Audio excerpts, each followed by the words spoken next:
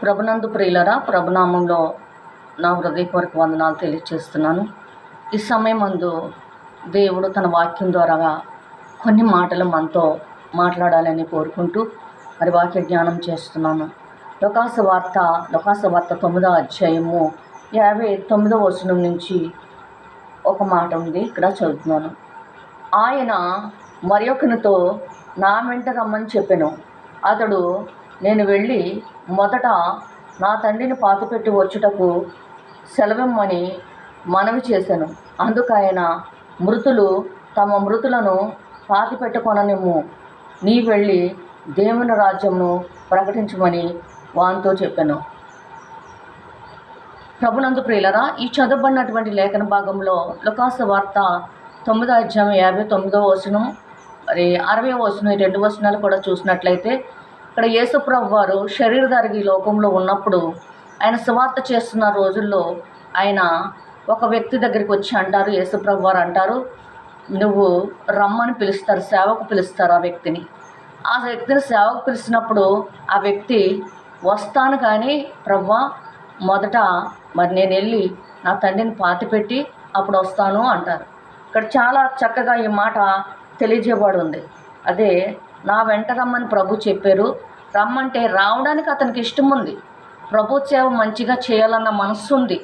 ప్రభుకి శిష్యుడిగా ఉండాలని, మంచిగా సేవ చేయాలని ఆశ కలిగి ఉన్నాడు.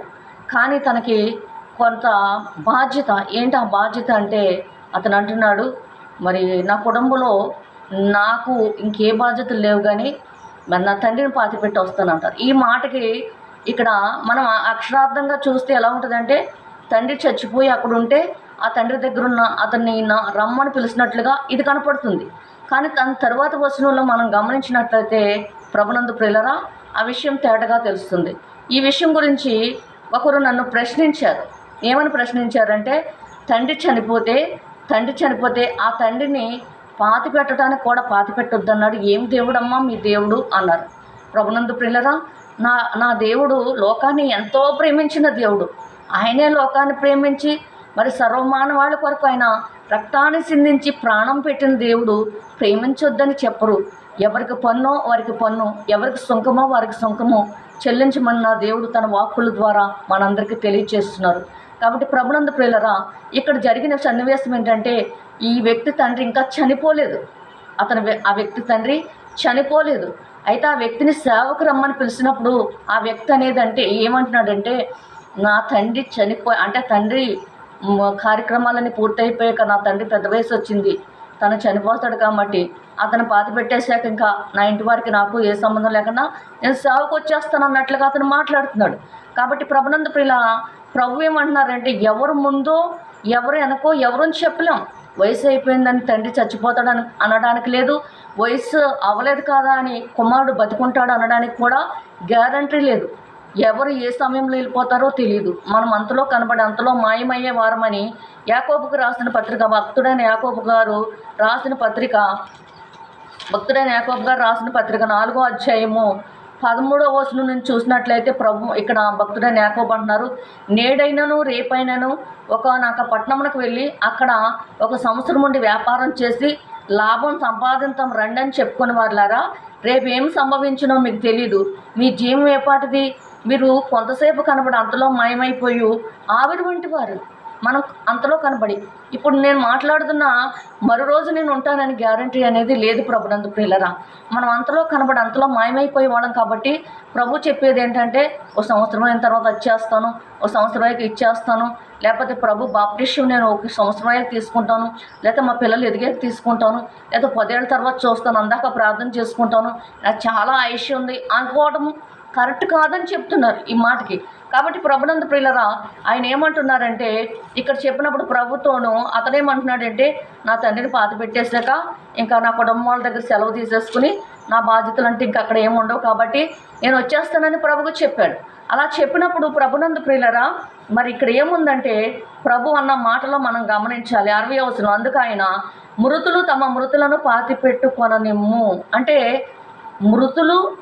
మృతులు తమ మృతులను పాతి పెట్టుకొననిమ్ము, నీవు వచ్చి దేవుని సువార్త ప్రకటించమంటున్నారు. మృతులను తమ మృతులను పాతి పెట్టుకొననిమ్ము, అని చెప్పి ఏమంటున్నారంటే ఆయన పాతి పట్టుకొని నీవు వెళ్ళి దేవుని రాజ్యమును ప్రకటించమని వానితో చెప్పాను. నువ్వు మాత్రం దేవుని రాజ్యం ప్రకటించు, మృతులను తమ మృతులు. ఇప్పుడు ఒక వ్యక్తి చచ్చిపోయాడు అనుకుంది, అక్కడ నాన్న చచ్చిపోయి ఉంటే చచ్చిపోయిన వ్యక్తిని ఇంకా అక్కడ చచ్చిపోయిన వాళ్ళు పాత పెట్టుకుంటారండి? ఎలా పాత పెట్టుకోగలుగుతారండి? ఈ మాటలోనే ఆ ఒక్క వచనానికి, ఆ 59వ వచనానికి అర్థం ఉంది.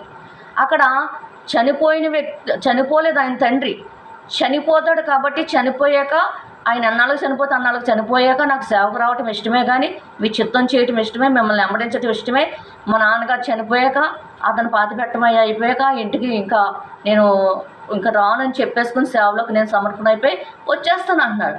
అంటే తండ్రి ముందు చనిపోతాడో తన ముందు చనిపోతాడో తనకు తెలియదు కదా. ప్రభు అందుకే అంటున్నారు మృతులు పాతి పెట్టుకున్నాము. అంటే ఇప్పుడు మీ తండ్రి మృతుడు, అతనికి నిత్యజీవం అక్కర్లొద్దు. మరి అక్కడ తనతో ఉన్న ఇంకా సహోదరులు ఉన్నారు, వాళ్ళు కూడా మృతులే, వాళ్ళకే నిత్యజీవం అక్కర్లా. నువ్వు నిత్యజీవం కావాలనుకుంటున్నావు కాబట్టి ఆ మృతుల పని చూసుకుంటారు. నీవు వచ్చి దేవుని రాజ్యం ప్రకటించు అని అక్కడ ప్రభు చెబుతున్నారు. ప్రభునందు ప్రియులరా, ఏతుబడుగు ప్రతిదానికి జవాబు చెప్పేవారుగా మనం ఉండాలని మరి పేతురు పత్రిక మొదటి పత్రిక 3వ అధ్యాయం 15వ వచనంలో ఉంది. మనల్ని ఏతుబడికి ప్రతిదానికి జవాబు ఉండాలి, కానీ మనం తిరగబడి మాట్లాడేవారుగా ఉండకూడదు. మనకు దేవుడు ఇచ్చిన అనేకమైన వాక్కులు మనము జవాబు చెప్పేవారుగా ఉండాలి. కాబట్టి ప్రభునందు ప్రియులరా, ఈ మాటకి అర్థం మృతులు అంటే ఇప్పుడు అలానే యేసు ప్రభు నమ్మలేనోళ్ళు అని అంటానికి లేదు. ప్రభునందు ప్రియులరా, ఇక్కడ పాతి పెడతాం అన్నాడు తండ్రి. నీ వ్యక్తి పాతి పెడతాం, ఎవరు పాతి పెట్టుకుంటారు? హిందువులు పాతి పెట్టుకోరు. మరి కాబట్టి ఎవరి గురించి ఈ మాట అంటే వాళ్ళు యూదులు కాబట్టి పాతి పెట్టుకుంటారు. అయితే యూదులే కానీ దేవుని బిడ్డలే కానీ వారిలో నిత్యజీవం లేదు, మృతత్వమైన జీవితంలో జీవిస్తున్నారు.